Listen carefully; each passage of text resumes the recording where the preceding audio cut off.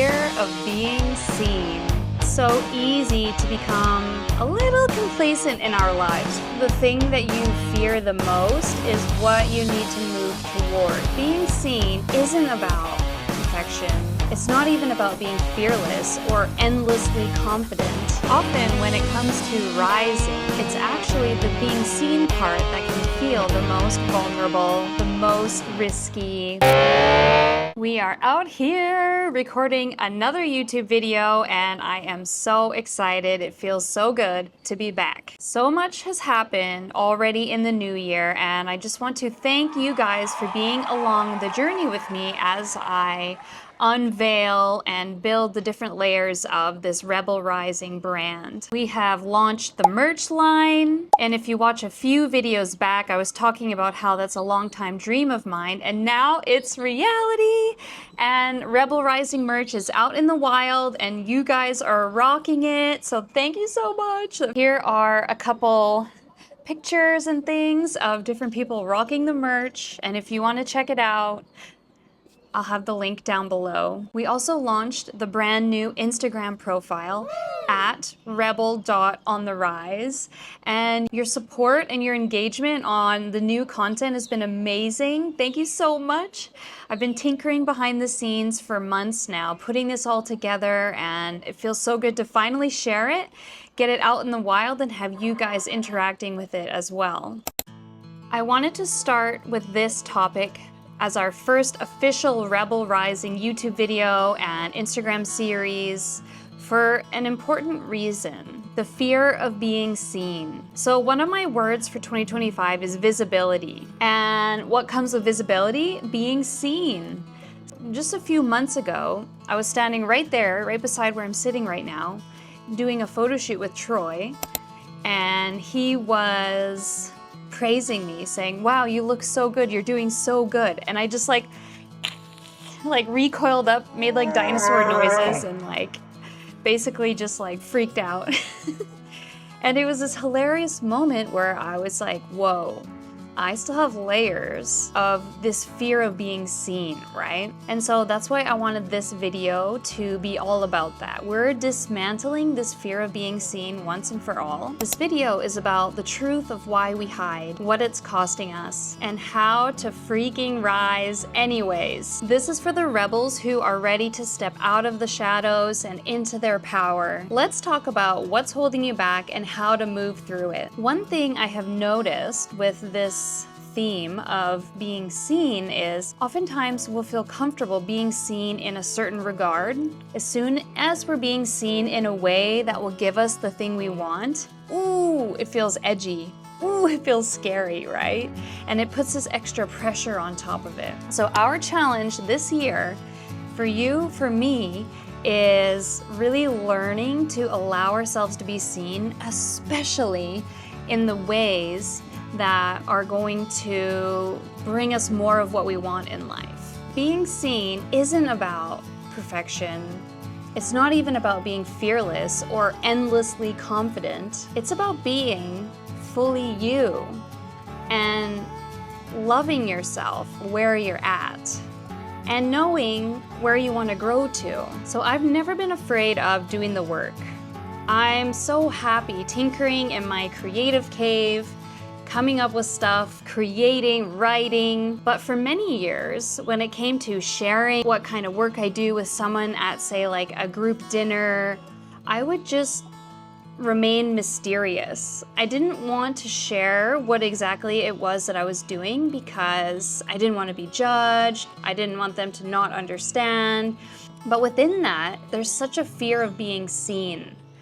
And what I realized is you have to see yourself first. When you see yourself, other people can see you more fully as well. Being seen can be one of the most beautiful experiences that you have, and I really want you to experience that. And I believe there are different layers to being seen, right? They're almost like rings.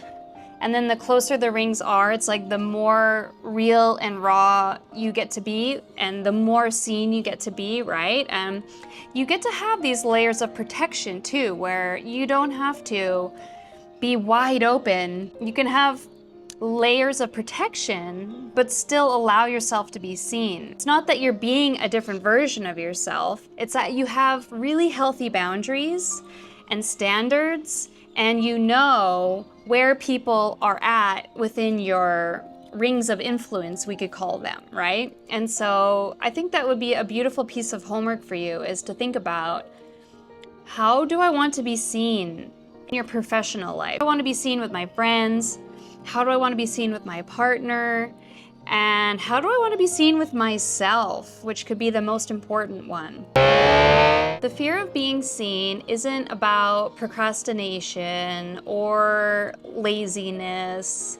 It's actually rooted in a deeper fear of judgment, rejection, and failure. Oftentimes we think that people are so focused on what we're doing, and in reality, they're actually more caught up in their own thoughts and their own insecurities, more so than what you're doing. In psychology, this is called the spotlight effect. It's this idea where you feel as though there's this giant spotlight over you and everyone is watching you wherever you go. In reality, it's just not the case. This is our mind causing drama and making us feel uncomfortable. It's very exhausting. All you need to know is that you do not need permission to be who you want to be. You don't have to explain yourself to everybody. You don't even need to convince people to get it. The only thing you owe yourself is to show up fully for you. Messy, raw, and real, and everything in between. The fear of being seen doesn't just make you hide, it makes you avoid. You avoid opportunities, challenges, risks, telling yourself, I'm too busy, it's not the right time,